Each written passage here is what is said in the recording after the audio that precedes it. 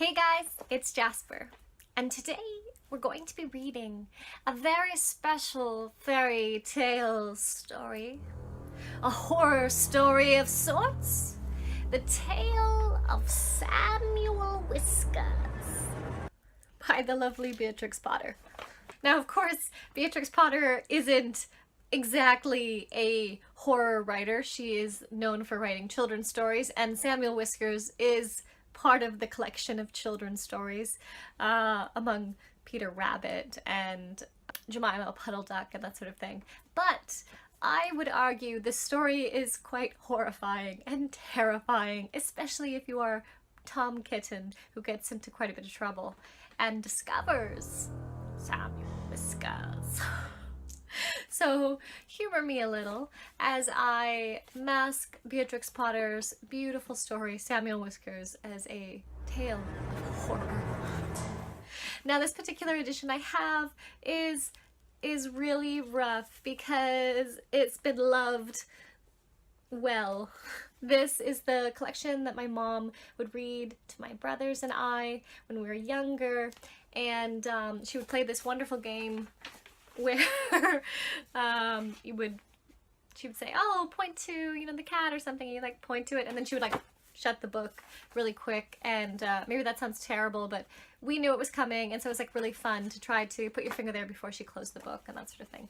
So this is a not so beautiful copy in the way that the cover is completely gone, but it is precious with all the beautiful memories, and it's also got just the most fantastic illustrations in it. So for today's reading, I thought it would be fitting to pair Beatrix Potter's story with a nice white wine or something bubbly, but I don't have any wine in my house. I don't have anything bubbly. I do, however, have some Macallan's Scotch. And so tonight I'll be drinking some scotch with my Beatrix Potter, and although that might not seem very fitting, that's what this teacup is for.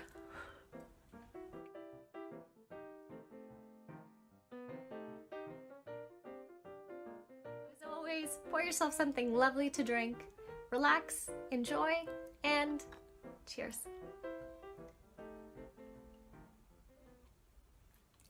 The Tale of Samuel Whiskers. Once upon a time, Miss Tabitha Twitchett, the anxious mother of 3 kittens, decided to keep them out of mischief on baking day. She caught Moppet and Mittens and shut them up in a cupboard, but little Tom could not be found.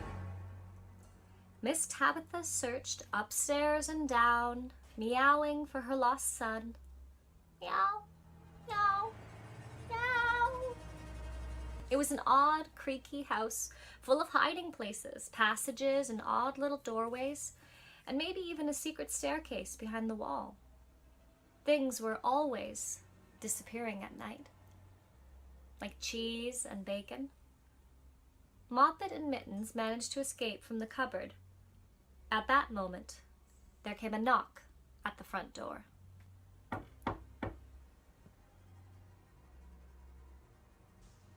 It was the neighbor, Miss Rigby, who'd come to borrow some yeast. Tabitha greeted her tearfully.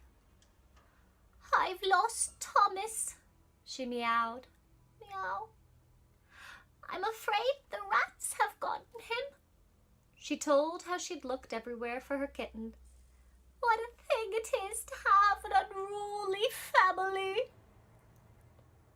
Miss Rigby offered to help look. The two found Moppet and Mittens gone, too. Now they began searching all over again. Poking under beds with Ribby's umbrella, rummaging through cupboards, and searching the clothes chest in the attic, Tabitha complained about the rat problem. Back in the kitchen, they found Moppet hiding in the flour barrel. "Mother," cried Moppet, "I saw an old woman rat stealing some dough." Next they found Mittens at the bottom of a big jar. She too had seen something, an old man rat carrying off a pat of butter and a rolling pin. "Didn't we hear roly-poly noises in the attic?" Ribby wondered. She and Tabitha rushed upstairs where she could hear the noise quite clearly under the floorboards. "This is serious," Ribby declared.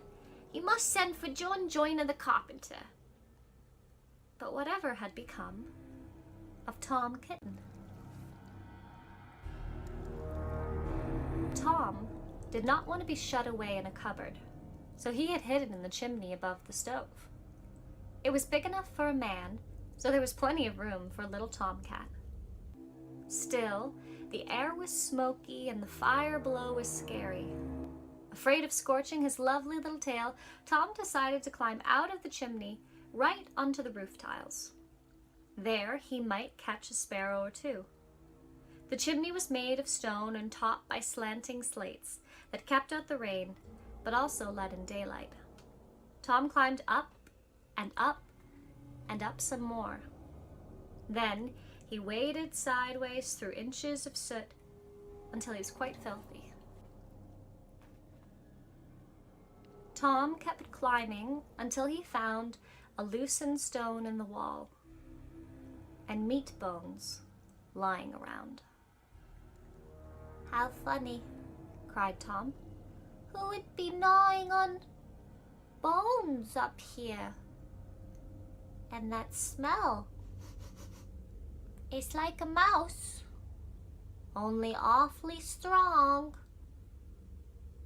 He squeezed through a hole in the wall and went down a tight passageway.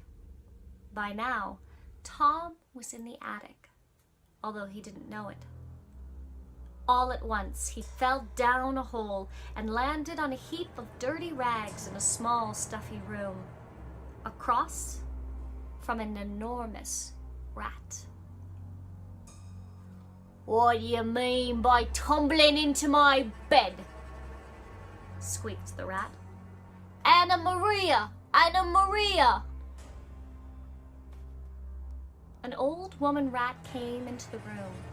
In a twinkling, she pounced on little Tom, pulled off his jacket, rolled him up, and tied him with string.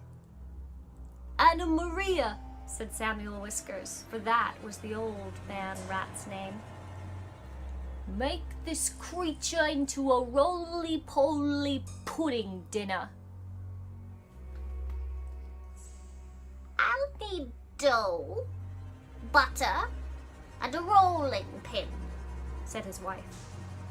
And that was the reason Samuel Whiskers came downstairs to get that pat of butter and a rolling pin, and why Anna Maria stole a bit of bread dough.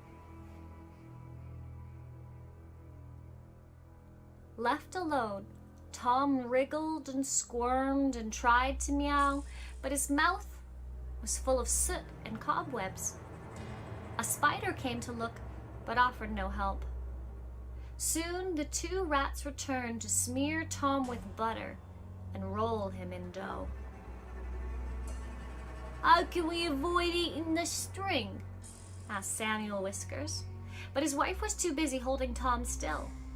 The rolling pin went roly-poly, roly-poly, until all that showed of the kitten was the head and tail. Suddenly there came the sounds of sawing overhead and a dog scratching and yelping. The rats dropped the rolling pin and scurried away.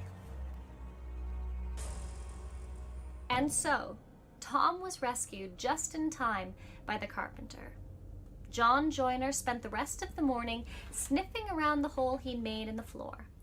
The roly-poly dough was saved and baked into a currant pudding, and the kittens were given a hot bath to get the butter off. Meanwhile, Samuel Whiskers and his wife ran away from the Twitchett house with all their belongings in a wheelbarrow they had stolen. The pair turned in at the gate to Farmer Potato's land. Once inside his barn, they began hauling their luggage and packages to the top of a mound of hay. For a long time after that, the rats stayed away from the Twitchett's house. But there was no happy ending for Farmer Potatoes. Everywhere he looked, there were rats and more rats. It nearly drove him crazy. He could not get rid of them. As you've probably guessed, they were all the children, grandchildren, and great-grandchildren of Samuel and Anna Maria Whiskers. In time, Moppet and Mittens grew up to be excellent rat catchers. They hired themselves out, charging by the dozen. There were always plenty of work, so they earned a good living. To advertise their skill, they would hang rats' tails on the barn door. As for Tom Kitten, his was a different story. Far from chasing rats, he was deathly afraid of them for the rest of his life. In fact, he never dared to face anything so large as a mouse.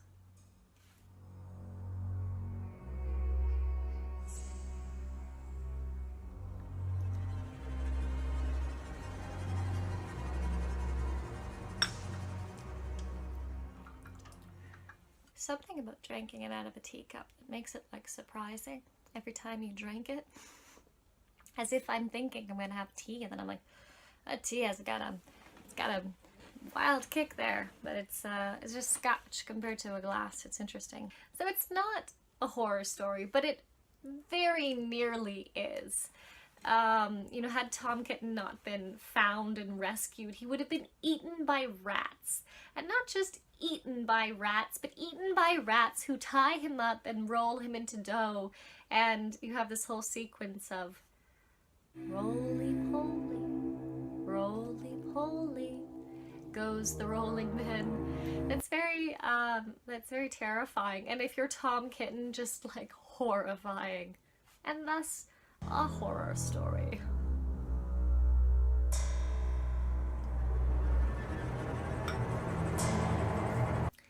Now, I've had the pleasure of reading this story with several of my students that are young kids, and it is always fun to read this story with someone who hasn't read it before, and especially a young child, because they get a little concerned, and they should get a little concerned, because it sort of seems like Tom isn't gonna make it out.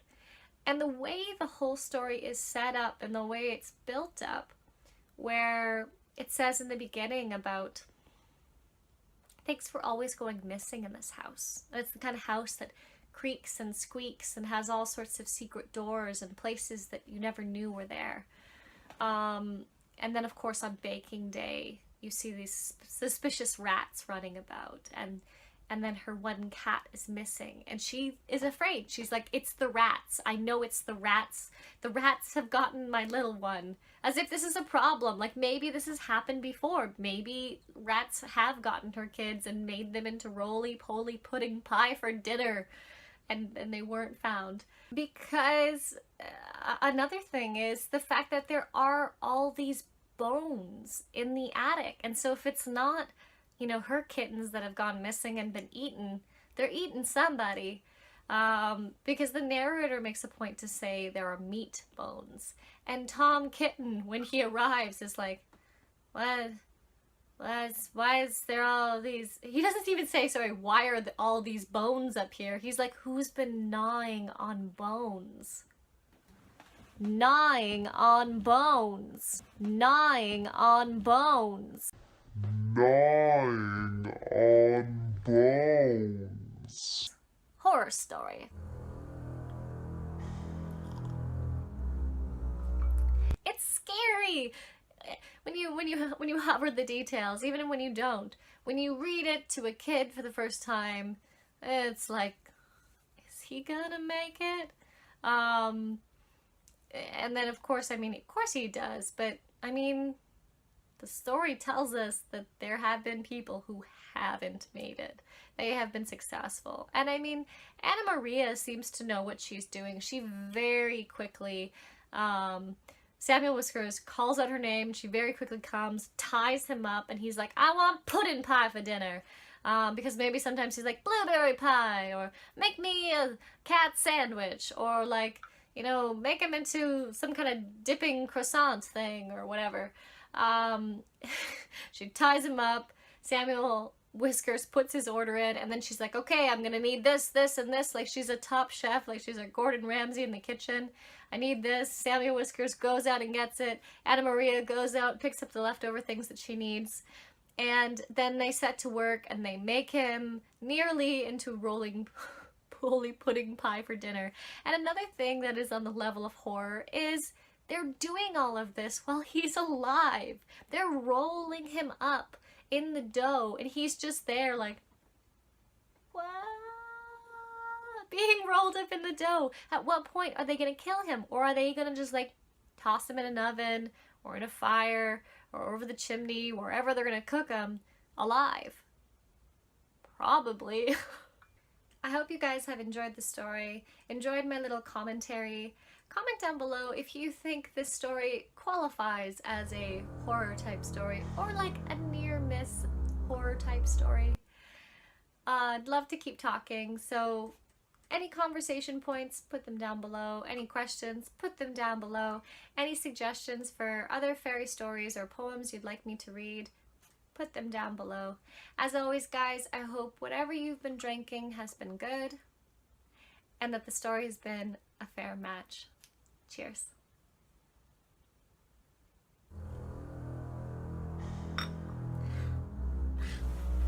Has a bigger punch for some reason, drinking it out of a teacup. Is this science? Also, if you see rats running away with a rolling pin, don't let them get away. They're turning someone into roly-poly pudding dinner.